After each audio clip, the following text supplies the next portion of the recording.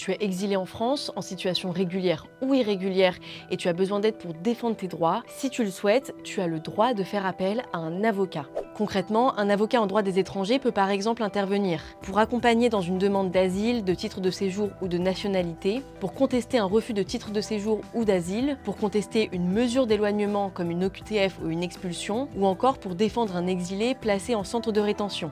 Important à savoir, en France, une personne sans papier a tout à fait le droit de faire appel à un avocat. Mais qu'est-ce qu'il faut savoir avant d'en choisir un et sur quoi faut-il être vigilant? On est allé poser la question à Stéphane Maugendre, avocat en droit des étrangers au barreau de Seine-Saint-Denis. On se renseigne auprès d'amis qui ont eu affaire à un avocat, déjà pour savoir si ils connaissent un avocat, se renseigner auprès de plusieurs personnes. Ça, c'est la première des choses, c'est la meilleure manière de choisir un avocat. Il ne faut pas hésiter à poser des questions à l'avocat. L'avocat a des obligations déontologiques, de compétences, mais aussi d'information du client. Si l'avocat dit « vous inquiétez pas, je m'occupe de tout, vous inquiétez pas, donnez-moi vos sous et je m'en occupe », déjà on peut se dire qu'il faut se méfier. Aussi, comme l'explique Stéphane Maugendre, si on ne parle pas bien français, il ne faut pas hésiter à faire venir quelqu'un qui peut faire office d'interprète pendant les rendez-vous. Mais attention, si tu vois des annonces, notamment sur les réseaux sociaux, de personnes ou d'entreprises qui promettent par exemple l'obtention assurée d'un titre de séjour, c'est faux.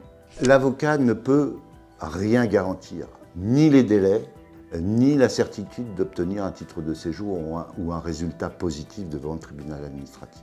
D'ailleurs, on dit toujours que l'avocat a une obligation de moyens et pas de résultat. À partir du moment où l'avocat va commencer à dire « vous inquiétez pas, je vous obtiens votre titre de séjour dans 3 mois », déjà il faut se méfier.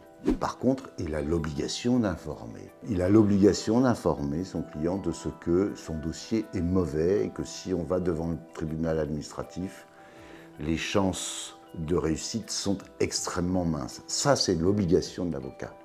Mais malgré tout, faire appel à un avocat peut parfois coûter très cher selon les cas. Pour les personnes avec peu de ressources financières, il existe en France ce qu'on appelle l'aide juridictionnelle. Si vous remplissez les conditions de revenu pour la demander, l'État prend en charge vos frais de justice, mais attention, on ne peut demander l'aide juridictionnelle que pour les recours contentieux, pas pour les démarches administratives. Et puis pour des conseils juridiques, il existe à Paris 5 points d'accès au droit, qui sont des lieux d'accueil gratuits où des avocats et des associations spécialisées apportent des informations sur les droits, notamment sur ceux des étrangers. Des associations comme la CIMAD organisent aussi des permanences juridiques gratuites pour les exilés et peuvent vous épauler dans vos démarches.